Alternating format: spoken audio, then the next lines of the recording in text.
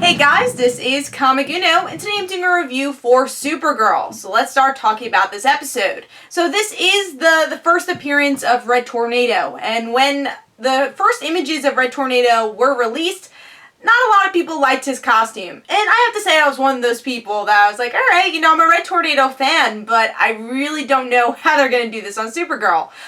So we do get to see that he is kind of this military robot, and Supergirl, throughout this whole episode, is very angry, and we don't really know why she's angry, but it seems like she's been bottling up a lot of things. She's kind of angry at the relationship between Lucy and Jimmy/James. She's angry just about a lot of things, and she's angry about her job. She's angry. So we see that on the battlefield when she first meets Red Tornado, and Red Tornado now goes AWOL, and Supergirl has to once again get Red Tornado. And at this point, Sam Lane doesn't trust Supergirl, of course, because he just doesn't trust aliens in general, and he doesn't believe in Supergirl, and he thinks this is all Supergirl's fault. And Lucy's kind of on the same side as her father, because she's kind of a yes man to her father in a lot of ways, but she does stand up to herself a little bit towards the end of the episode, where we get to see that she stays in the city instead of going back to Metropolis. So she stands up to her father a bit, but her views on Supergirl, you could tell she doesn't have positive views on them until the end of the episode, where Supergirl actually does save her. So it doesn't seem like that she loves Supergirl, but she's thankful for Supergirl towards the end of the episode.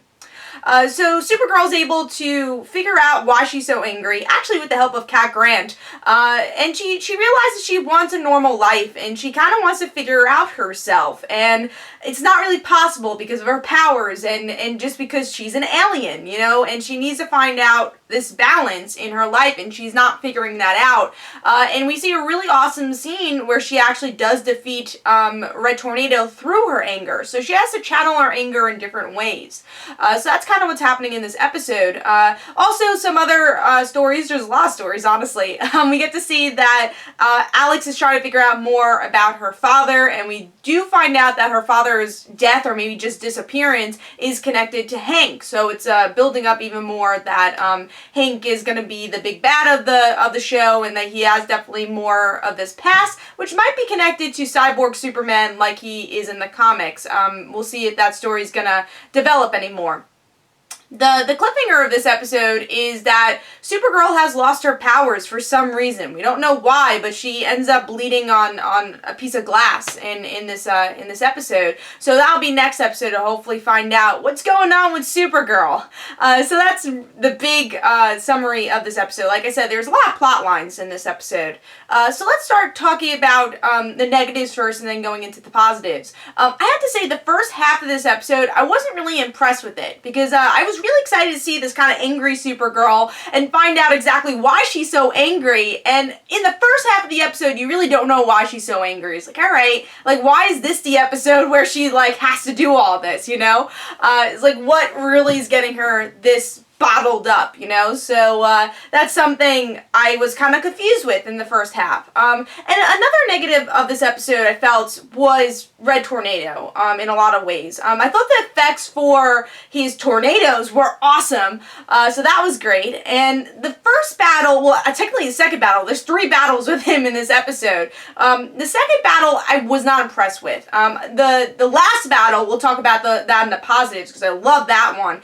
But the one where we see that he makes his tornado and then goes away, I didn't really like the close-up shot on Supergirl. I thought it would have looked nicer if they did what they did on the pilot of Flash, like when he was running around trying to figure out how the hell do we destroy this tornado. I feel like that could have been a really cool parallel between that Flash scene and the Supergirl scene, how they deal with it in different ways. And it just kind of disappears. She's in the tornado, there's an ultra close-up of her, so you don't really know what's going on, and it disappears, and then so does Red Tornado.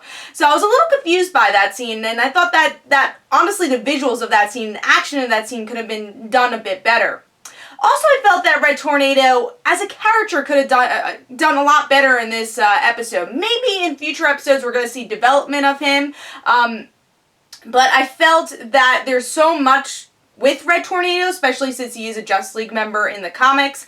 Even other TV shows like Young Justice, he is part of the Justice League. So I would have liked some more background information. He just felt like a villain of the week, and I hope they're able to develop him in the future, make his costume look a little bit better, less cloth material and more like a metal material. So yeah, Red Tornado was a negative for this episode, because I just expected more with him. He is a big hero, honestly, in the comics, so I was surprised that they just kind of push him over and just make him like this random villain of the week. So I was a little disappointed with that. But honestly, those are my only disappointments of the episode, because the next half of the episode, you kind of understand why Supergirl's so angry, and it makes it great. This one scene that I loved in the episode, and I think it's honestly one of my favorite scenes of the show so far. Second favorite. First is the plane scene still. And now this has to be my second favorite, is where we see that, you know, Kara takes Kat's advice and tries to control her anger in some way. Put in, like, boxing. And obviously she can't go to a boxing class, or she'll rip off the boxing thing. Why I can't think of the name. Anyways, so she can't go there. She has to, work with Jimmy, and Jimmy has his own frustrations, so he's working that out with the boxing bag. And she has a whole car attached to the ceiling, and it's all chained up, and that's gonna be like her boxing bag. And you think it's just gonna be this kind of fun, quirky scene, and it becomes more than that, because it actually is revealed as she's letting out her anger what's been bottling up. And you think it's just going to be about James and Lucy and that they're together. And honestly, it has so much more than that. It's like, yeah, she likes Jimmy, but that's really not what's her problem. Her problem is that she's kind of jealous of their relationship, and she wants to be normal. She wants to feel normal. And now in the next episode, she is going to be normal. She's going to realize, I don't want to be normal anymore. So I think that's actually a really cool contrast with the next episode. But yeah, I thought that scene was really powerful, and Melissa just performed it so well. It was just a great scene to kind of see all those emotions and those reveals, because you could tell it's been building up for a couple episodes, but secretly. And then this whole episode, again, you get to see the explosion of anger from Supergirl, and you're like, where did it come from? And then that scene's like, oh, that's where it's coming from. And I really, really liked how they did that scene. And that leads me into one of my other favorite scenes of this episode, which was the Red Tornado and Supergirl final battle, where she uses her heat vision to destroy Red Tornado, and we see that again, all her anger is being bottled up, and she has to let it out, and she sees these flashbacks of her past, and you just see her just let it all out. And again, I just applaud Melissa's performance in that scene also. She just does a great job, where I feel like in those type of scenes it could look ridiculous, honestly. It's like you're just screaming and that's it, but Melissa does such a good job at it, and you feel the emotion of that scene. So love that scene also. So something I thought was kind of a negative towards the beginning of the episode became a huge positive of the episode. And it was cool to explore the emotions, where I thought it was going to be more of like, a superhero thing. I thought it was gonna, like, red kryptonite comes into the episode. But I'm glad it actually just had to do with human emotion. And I thought that was actually a better path to go in this episode. So those were definitely the best parts. Also, Kat was really great in this episode. I think Kat's one of those characters that you never really expect to be awesome in every episode, but you really do expect it. But, the best way to say, you never expect her to have such words of wisdom, especially to Kara, and how much she kind of cares for Kara, but doesn't want to show it. You really see that in every episode now, and I love the kind of words of wisdom that she's giving Kara. So, again, overall, I thought this was a pretty good episode. There's some really, really strong moments in this episode.